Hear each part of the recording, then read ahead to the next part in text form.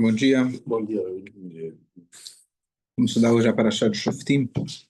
Queria que eu vou Já para tá- lá, assim, o senhor não tem que virar. Melhor, fica melhor. Pode ir. Senão vai ficar com torcicolo. A gente tem a mitzvah. A primeira mitzvah dessa Parashá é de colocar juízes e policiais em todos os nossos portões. Portões significam as cidades. Essa, além de ser uma mitzvah entre as 613, essa é a última das 7 mitzvot que os goim também têm obrigação. Não adianta você falar que você não pode roubar e não pode matar, você não tem um sistema judiciário que vai aplicar as leis. A gente tem um tribunal, sistema judiciário honesto aqui? Oh, muito honesto. Muito honesto.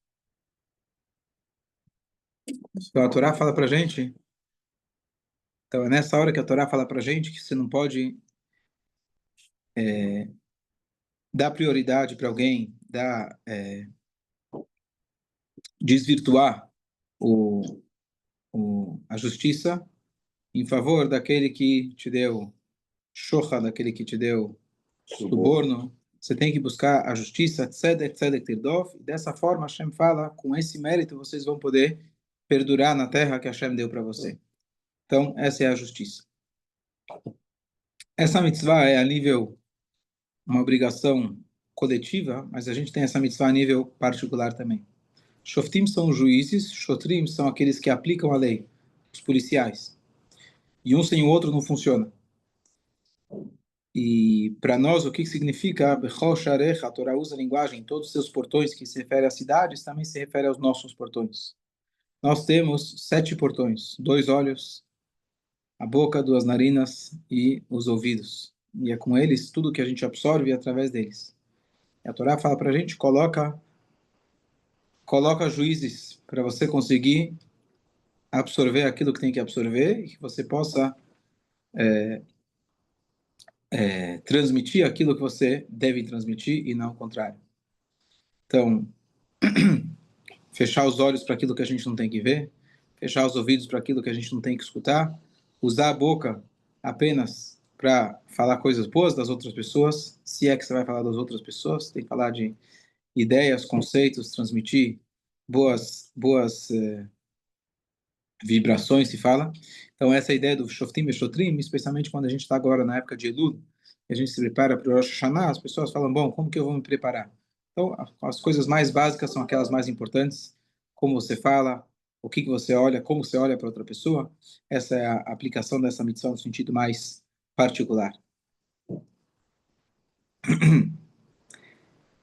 Depois a gente falou, essa semana justo, no Shiur, que fala o seguinte, você não pode plantar uma árvore idólatra, chamava Asherá, ao lado do altar. Essa é a mitzvah.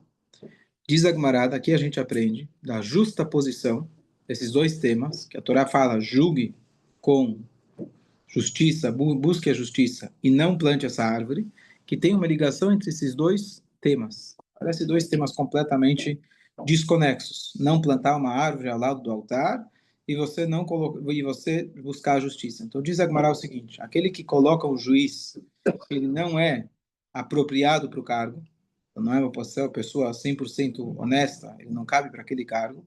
É como se fosse que você está plantando essa árvore idólatra ao lado do altar. Por quê? Já que a Torá colocou os dois um ao lado do outro. Mas ainda não está claro o que tem a ver uma coisa com a outra. O que tem a ver um juiz desonesto com uma árvore idólatra? Então a verdade é que alguém que ele julga de forma desonesta, ou alguém que ele busca subornar o juiz para que ele favoreça ele está fazendo o que? Idolatria. Porque ele acha que ele vai conseguir driblar. Ele vai driblar a honestidade existente que a Hashem está coordenando tudo. A Gemara ainda fala, se você favorece alguém, você é o juiz, você favorece alguém, você vai dar trabalho para Hashem. Porque você está dando, vamos supor, a causa para fulano. Ele acabou saindo ganhando, vamos supor, o dinheiro. Mas Hashem não vai deixar dessa forma. É claro que a pessoa que merece, ele vai acabar ganhando. Então Hashem fala, você me força a fazer toda uma ginástica para eu conseguir devolver o dinheiro para a pessoa a quem deve. Então você bagunça todo o sistema quando você vai lá, ele julga de forma desonesta. E a pessoa que favoreceu e acabou sendo favorecida, ou seja, aquele que foi lá e subornou o juiz, ou fez de alguma maneira, manipulou para que ele conseguisse aquilo que ele queria, ele fez idolatria. Por quê? Porque se ele acreditasse que Hashem, ele é único, é aquele que é aquele que vai dar aquilo que você merece, e ninguém vai tirar de você, então você não vai buscar formas corruptas de tirar, que essa era a ideia da idolatria. Mas ainda assim, por que justo esse tipo de idolatria? Tinha vários tipos de idolatria. Porque justamente a Torá compara com uma árvore que ela era a Xerá. Então, a Xerá, o que era? Então, a gente não tem o conhecimento de como que era a idolatria, mas uma explicação é que a Xerá vem da palavra Osher. Osher com Aleph. Osher com Ain quer dizer riqueza. Osher com Aleph quer dizer satisfação, alegria, Ashrei. Então, qual que era a ideia dessa idolatria? A pessoa via, olhava para a árvore, ele falava: minha querida árvore, muito obrigado por dar para mim esses frutos maravilhosos. Afinal, você é a fonte de todo o meu sustento. Então, a pessoa atribuía os frutos que ele tinha à própria árvore. Essa é a definição da idolatria. Então, a própria árvore, a pessoa criava, regava, cuidava daquela árvore com essa intenção e idolatrava a própria árvore. Então, esse é o washer. A pessoa se sentia essa árvore que vai me dar sorte, essa árvore que vai me abençoar. E, obviamente, a pessoa esquecia. Mas tem... Sempre la persona attribuisce a alguien, por ejemplo, vas a una amistad, vas a una ahora, Agradece o... agradece a quien, al mozo, el restaurante de otra persona. Sim. Es muy común que la persona... A diferença é que um ser humano ele tem o livre-arbítrio. Então, ele merece o agradecimento. Você vai numa festa e aí tem um garçom, ele te serve, então você agradece porque ele te serviu e não te jogou na cara, mesmo que não é ele que está pagando. Agora, os mazalotos, o sol, a lua, os astros, eles não têm nenhum tipo de livre-arbítrio, então eles não merecem sequer um agradecimento. Eles são, quando alguém constrói um prédio, você não fala que máquina boa que construiu, você fala quem foi o engenheiro que construiu. Mas tem mais um detalhe.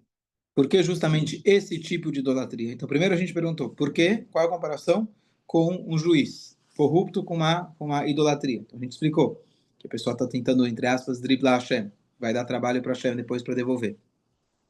A gente explicou que a árvore, que ela simbolizava como idolatria. Mas qual é a comparação justamente com esse tipo de idolatria? E aqui tinha uma coisa interessante, que idolatria, normalmente, você passava, você via que era uma idolatria. Era uma imagem, era uma escultura, alguma... Você via que era uma idolatria. Essa árvore, você olha para ela, é como qualquer outra árvore. Você não tem como identificar, a não ser que alguém te diga que essa é uma árvore de idolatria. Esse é o juiz. O juiz pode estar lá, com uma barba comprida até o chão, pessoa que estudou todo o Talmud e toda a Halachá, ele sabe tudo, mas, diz a Gemara, se você coloca uma pessoa que ela não é apropriada para aquele cargo, pode ser que ele é igual a uma árvore. Você olha para ele, tem frutos, ele ensina a Torá, ele ensina coisas bonitas, etc.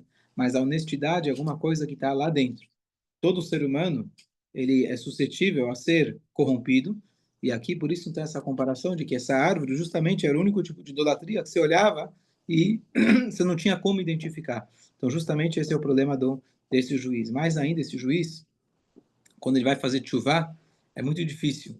Por quê? Porque se alguém recebe suborno, às vezes você vai dizer, bom, mas eu já ia julgar de qualquer jeito dessa forma. Não, o suborno, diz a Torá aqui, ele cega os olhos dos sábios. Se ele cega os olhos, significa que você não tem noção quanto você acabou favorecendo aquela pessoa sem você perceber. Então é muito difícil fazer chuva porque você não sabe o quanto aquilo acabou te afetando. Então, de novo, é aquele tipo de asherá, esse tipo de idolatria que se você olha por fora, você não tem como identificar. Por isso, então, o cuidado que a gente tem que ter de colocar a pessoa correta. Agora, lá além, tem pessoa que acaba tendo pena de morte inocente.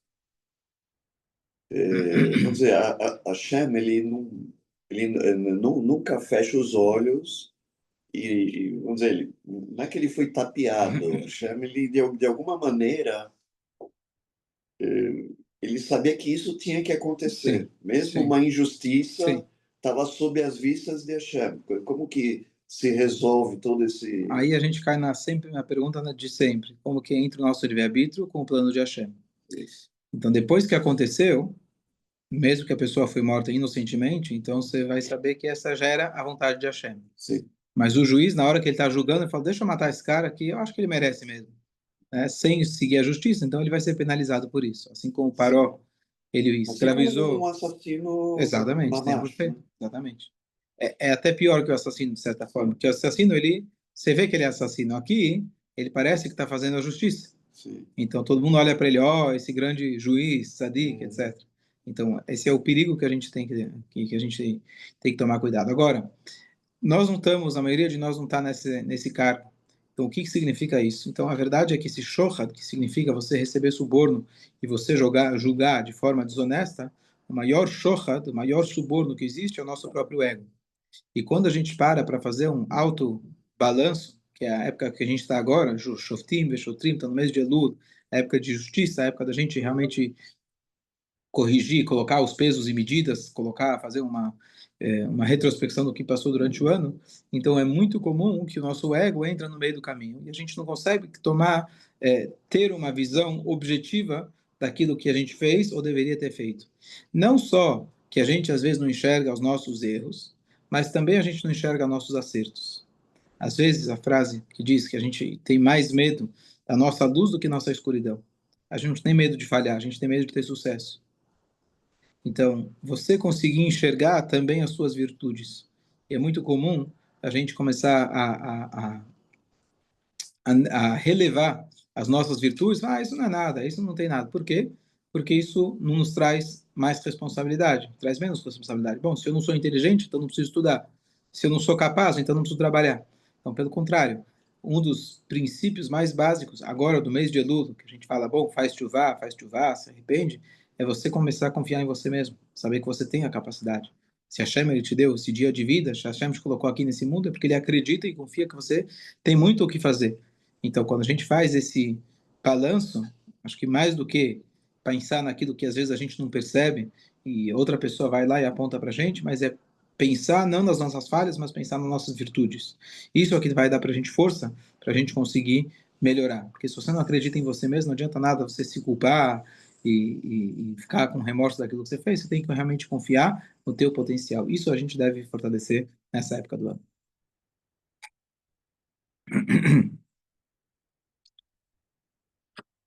Essa paraxá tem várias mitzvot. É...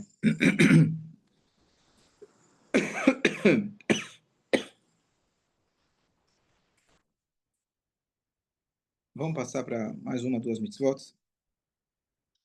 Uma das mitzvot, a Torá dá para a gente mitzvot relativas a um rei. Essa mitzvah não é prática, ainda enquanto o Mashiach não chega, mas a gente tem alguns relatos interessantes sobre essa mitzvah, que a Torá proíbe que o rei ele tenha muitas mulheres, que ele tenha muitos cavalos ou que ele tenha muito dinheiro. Todo esse tipo de coisa vai tirar o coração dele de Hashem. Então, o que quer dizer muitas mulheres? Uma já é muito, não? Então, muitas mulheres, a gente aprende do Passu que é mais do que 18 mulheres. A gente vai dizer, bom, isso aí já é muito. Tudo bem, mas se a gente for pensar no modelo antigo, que eventualmente a pessoa que tinha muitas posses, ele tinha muitas mulheres, então talvez 18 ele considerava poucos. E Shlomo Amelech, ele não cumpriu esse preceito. Por que ele não cumpriu? Porque a Torá fala, olha, você não pode ter muitos cavalos, porque você vai acabar levando o povo para o Egito. Porque os bons cavalos vêm do Egito. Então, se você tiver muitos cavalos, você vai acabar voltando para o Egito, e a Torá não permite você voltar para o Egito. Você não pode ter muitas mulheres, porque elas vão tirar o teu coração, tua concentração de Hashem. E Shlomo Amelech, ele falou, bom, a Torá normalmente não dá motivos. A Torá fala o que pode e o que não pode. A Torá veio e deu motivo. Qual foi o motivo? Ah, para não voltar para o Egito. Não tem problema, eu me garanto. Comigo não vai acontecer. E a mesma coisa em relação às mulheres. Ele tinha 1000 mulheres. E o Tanar conta para gente que no final, ambas as coisas ele acabou errando. O coração dele acabou se desvirtuando, assim por dizer, de Shlomo HaMelech, esse tzadik de Hashem. Ele acabou levando o povo para o Egito, em função dessa busca pelos cavalos. Então ele ficou com uma mensagem para a gente de que a gente não pode colocar aquela vírgula, porém, para mim, no meu caso, é diferente. Se a Torá fala, é assim. E muitas vezes a Torá faz questão de não dizer o motivo. Porque se a Torá dizer motivos, vai dizer, bom, para mim não se aplica. quando a gente fala o Tachanun todos os dias, se chega no Yom Kippur especialmente, a gente fala Aval, Anachnu Avotenu Hatanu. Você declara para Hashem, olha, Hashem me perdoa, porque eu não estou dizendo que eu sou tzadik, meus pais são tzadikim, não estou dizendo que eu sou tzadik e não pequei, mas eu e nossos pais pecamos. A linguagem que a gente usa é aval, anachnu avotenu hatanu. Porém, nós pecamos. A explicação mais profunda diz que, quer dizer, porém, nós pecamos. Porém, é o que faz com que a gente peca. Porque a gente fica falando, porém, comigo não vai acontecer. Não, não pode. Mas, no meu caso, a minha situação, não vai ter problema. Deus não vai ficar bravo comigo. Certo? Então, aval, esse é o problema. Então, é justamente isso que a gente está focando aqui, que o Shlomo Melech, ele fala, comigo não vai acontecer, e etc. Então, a Torá deixa muito claro o que você não pode fazer, e mesmo que você acha, você presume que com você não vai acontecer, a gente tem que respeitar as leis da Torá, e por isso, justamente, a Torá, na maioria das situações, não coloca os motivos. Que quando tem motivo, está dando margem para a gente achar que não vai se aplicar para nós. Davi também tem variável. Ele tinha 18. Davi, ele não pecou nisso. Ele tinha 18. Até 18. 18, sim, até 18. Eu tenho menos. Es una pregunta muy interesante Sim. de Shlomo Amel, porque los sabios de la Mishnah quisieron ponerlo con los reyes que no tienen jefe de la Navá. Shlomo Melech? Shlomo Amel, ¿por qué? Porque Descumpriu. en los últimos años se fue Eu não lembro de Shlomo Melech na lista. Sim? que los sabios de la Mishnah quisieron ponerlo con los reyes. Quiseram colocar ele, não colocaram. Quisieron colocar. ¿Qué pasó? Salió una voz que dijo Altigur Meshechai. Ajá. Lo que nosotros decimos Sí. la tira de Noru, de Altigur.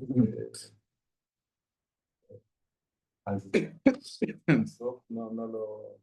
Él dice, explica que hay mucho cuidado con los pensamientos. Sim. La persona, quizás Shlomo Amelech pensó con pensamientos. Otro dice, no, Shlomo Amelech 2 veces habló con Akadosh Baruj Hu, está en un nivel muy elevado. Pero no lo pusieron. Así, entonces, ¿cuántos hablaron con Hashem? Porque fue Moisés y Josué, ahora fue Josué. Falar diretamente com Hashem era só Moshe. Y cuando él dice que él faló 2 veces. Era de uma forma menos direta que Moshe Rabbeinu. La parte que se le aparece en el sueño. Moshe Rabbeinu tinha um walkie-talkie. E os outros faziam aquela ligação como era antigamente, liga no telefonista, espera ligar de volta, custa caro, então era de maneira mais indireta. Não lo veía, pero falava. Sim, mas não era como Moshe Rabbeinu, que ele tinha o telefone direto. Não, digo, Moshe também não lo veía. Não. Uma vez ver de Hashem, costas. não. Ele vê as costas, quer dizer, modo de dizer, as costas, a gente não sabe o que quer dizer. Vamos passar para a próxima, tem aqui mais uma mitzvah, que a Torá proíbe a gente buscar adivinhos, profetas pagãs, qualquer tipo de idolatria, tarô, traga seu amor de volta, você já viu nos posts aí, todo esse tipo de coisa, a Torá nos proíbe. Tem uma discussão entre os sábios se isso funciona e não pode, ou nem funciona e nem existe. Então isso é uma discussão entre os sábios antigos, mas uma coisa que fica muito claro, qual que é a diferença entre esses sábios idólatras, esses adivinhos idólatras, se você buscar um navi, que a Torá fala assim, você pode buscar um navi, você vai ter como se conectar com algo mais elevado através de um profeta, diz a Torá. Então, a primeira coisa é que Hashem ele deu livre-arbítrio nesse mundo. Então, como você tem profecia, então você também tem Bilam do outro lado. Você tem o Paró, que sabia fazer as magias com seus magos, etc. Então, Hashem dá o livre-arbítrio. Você tem que escolher qual é a origem dessas forças. Segunda coisa, que quando eles têm vamos até supor que eles veem alguma coisa lá nas estrelas, como os magos do Paró, eles veem de forma nublada. Eles não veem de forma clara. Então, seria, por exemplo, como você vê que tá nublado, e você vê que está ficando escuro, está trovoando, está trovejando, e você fala, bom, vai chover. Vai chover? Tem indicações que vai chover, mas eu não tenho certeza. É igual a previsão do tempo, sempre está ao contrário, certo? Então, A primeira coisa que a visão deles é turva. Segunda coisa, ela é sempre mesmo aquilo que eles enxergam é aberto à interpretação. A gente vê isso, por exemplo, quando o Paroli teve aqueles sonhos com as vacas, com os trigos, todos os magos vieram interpretar. O número 7 quer dizer que vai ter 7 filhas, vai conquistar 7 países. Ou seja, eles viam, eles tinham realmente um conhecimento de interpretar o sonho, por exemplo, mas era interpretativo, era aberto à interpretação. E dependia muito de como se interpretava. Então eles viam, por exemplo, que Moshe Rabbeinu ele vai morrer pelas águas. Então eles pensaram, bom, então vamos colocar todos os meninos no Nilo e assim a gente vai resolver o problema. Ele morreu pelas águas, que foi que ele bateu na pedra tentando tirar água. Então eles viram alguma coisa, mas esse alguma coisa era turvo e ele é interpretativo, não é claro.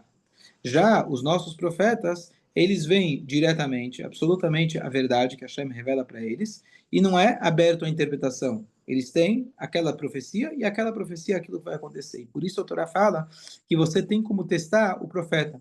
Porque a Torá diz, espera aí, se tem profetas que são falsos, tem profetas que são verdadeiros, como eu vou saber? A Torá fala, eu te dou as diretrizes muito claras. Primeiro, ele tem que ser uma pessoa que ele reflete no seu dia a dia a Torá e as mitzvot. Se ele chega e fala para você, vamos parar de fazer uma mitzvah, então você pode matar ele, porque ele não é mais um profeta. Não tenha medo de matar ele. Depois, se ele fala alguma coisa e aquilo se concretiza, então ele se comprova como um profeta. Ou se um outro profeta vai lá e fala, ele é um profeta, assim como aconteceu com Yoshua, Moshe Rabbeinu falou, Yoshua, ele é um profeta. Então você tem que confiar. Agora, se ele chega e fala para você fazer uma coisa contra a Torá, então se pode matar ele. Isso que a Torá fala. Mas o que a Torá diz é que quando ele vai lá te falar, aquilo que ele falou tem que acontecer.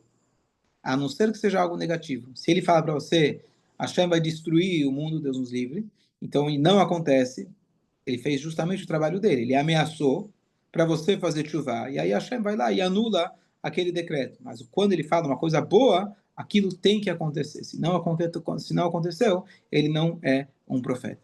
E depois que ele se comprova como profeta, a Torá proíbe você ficar testando ele toda vez. Se ele é um profeta, você deve escutar aquilo que ele diz. Qual que é a ideia desse profeta? Qual que é o papel desse profeta? Então, primeiro, antes de falar do profeta, a Torá fala uma frase que é muito importante. Tamim tihyeh im Hashem Elokecha. Seja ingênuo, seja íntegro com Hashem. Ou seja, o ser humano está sempre buscando segurança.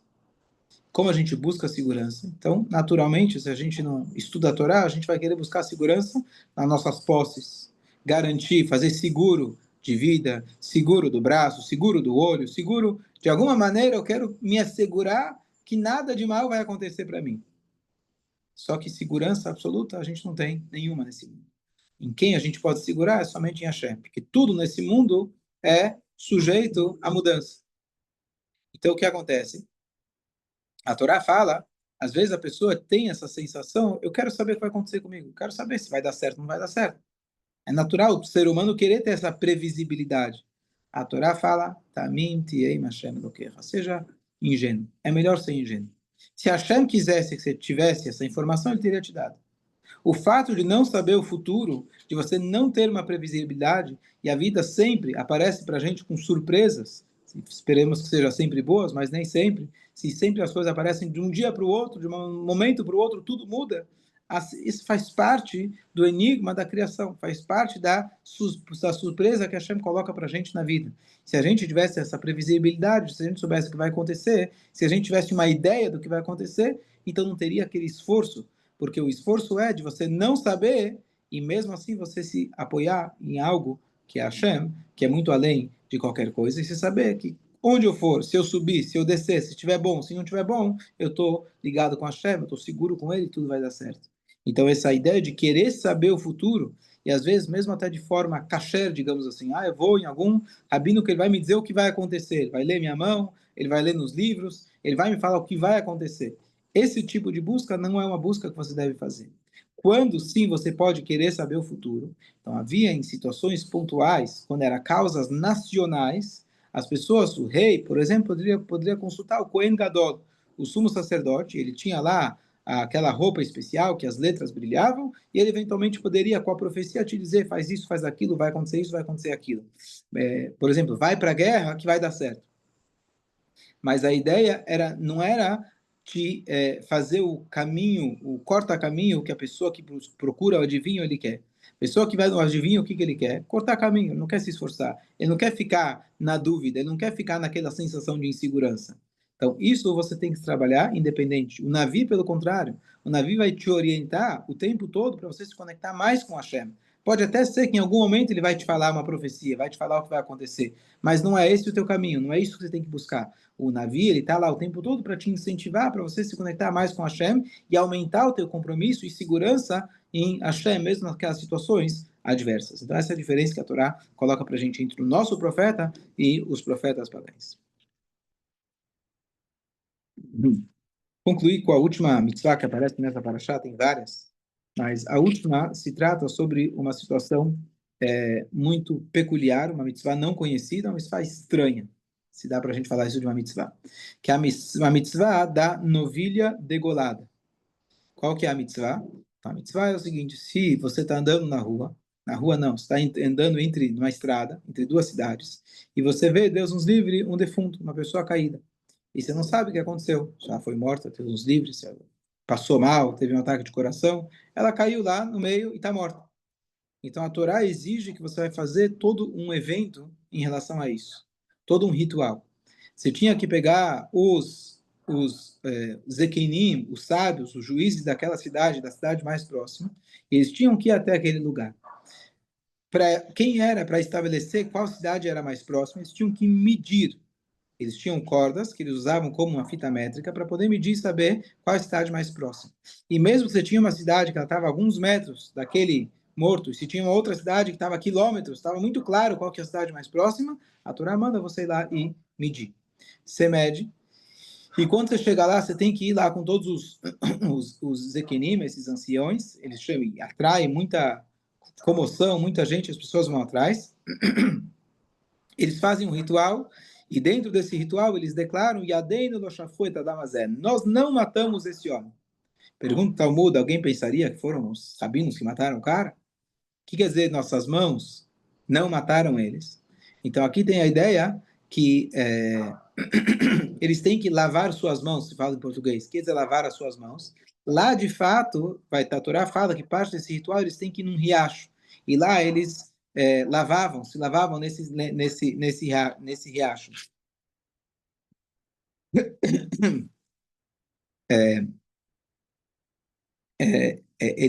Aliás, eles traziam, eles lavavam suas mãos tá certo? Eles lavavam as suas mãos nesse riacho. E lavar as mãos significava também um sentido figurativo. O que significa nós não matamos? Ou seja, eles estão dizendo, isso que ele morreu não é nossa responsabilidade. O que quer dizer isso? Quando alguém vem visitar a nossa cidade, se alguém sai da cidade, você tem a mitzvah de, se alguém vem visitar, oferecer para ele comida, ajudar aquela pessoa. Quando ela vai embora, você acompanha aquela pessoa, dá todas as condições para que a pessoa esteja segura fisicamente e ele tenha aquilo que ele precisa. Então, sábios, eles vão e declaram: nós não fomos aqueles que matamos. E dessa forma, quer dizer, matar, mesmo de forma passiva. E dessa forma, eles limpam o seu sangue, e aí eles pegam uma novilha, uma bezerra, e matavam ela de uma maneira bastante violenta, mas essa é a mitzvah da Torá, de se pegar um tipo de um machado e matar ela pela nuca. Essa é a mitzvah da Torá. E aí Hashem fala que separava a cabeça do corpo. Tinha que cortar total, sim, acho que sim. E aí, e era isso que trazia o perdão. Então essa mitzvah, não sei se chegou a acontecer uma vez, se é que aconteceu. O cenário é um cenário muito particular, muito peculiar, mas uma das mensagens que a gente pode tirar dessa mitzvah é que às vezes você vê um defunto, Deus nos livre, mas o que é o defunto? Não é alguém que não está vivo fisicamente, mas é alguém que está perdido no meio da estrada, está perdido na vida. Ele está lá sem vontade de viver, ele está lá sem vida, assim como esse defunto. A mitzvah é que você não pode ser insensível a uma pessoa que estava jogada no meio da estrada. Você tem a obrigação de ir lá, e os maiores rabinos da cidade, eles têm a obrigação de se preocupar se tem uma pessoa, um rapaz, um jovem, uma moça, quem for, que ele está lá no meio da estrada da vida e ele não sabe para onde ir, ele não sabe o que fazer. E você não sabe sequer como ele foi parar lá. Então, os sábios não podem deixar passar uma coisa dessas. Eles têm que lavar as suas mãos e dizer, olha, nós não, dessa vez não tivemos a culpa, ou seja, se é que acontecer de novo, não vamos permitir que isso aconteça. A gente não pode deixar que passe alguém ao nosso lado e eu não ofereci para ele uma boa palavra, não ofereci para ele uma comida quente, que eu ofereci para ele uma roupa, eu não acompanhei ele quando ele precisava. A nossa missão é quando a gente vê uma pessoa que ele está perdida no meio da estrada, ele está caído no meio da estrada, a gente tem que ir lá e ajudar aquela pessoa. Essa é a mitzvah do Eglar Ufá. E isso vai trazer capará. Para quem vai trazer capará? Traz capará para aquela pessoa, porque aquela pessoa, infelizmente, a sua vida foi cortada no meio, a pessoa não teve como continuar a sua vida e ter filhos e fazer mais mitzvot, como a Gemara fala. E também você teve o assassino. E a Torá, nós sábios ensinam que até pelo assassino você também tem que pedir perdão, porque o fato é que se eu tenho um assassino, a coisa está ruim, não só para ele, mas a coisa está ruim, a gente como uma sociedade como um todo, talvez a gente não deu as condições para que esse homem ele pudesse crescer como um ser humano saudável, como um ser humano educado, que ele sabe que a vida tem valor e saber que você não tira, Deus nos livre, a vida de outra pessoa simplesmente porque você quer o dinheiro dela ou qualquer outro motivo. Então, essa responsabilidade máxima que recai sobre os juízes, etc., vem mostrar para a gente que não existe qualquer Yehudi, qualquer pessoa que ele está lá no meio do caminho, no meio da estrada, nós temos a responsabilidade. A gente não pode dizer, eu não tenho nada a ver com essa história, e sim, você tem que ir lá e ajudar, auxiliar aquela pessoa. Que Chaves. Chaves, Chico, Chaves, Maurinho.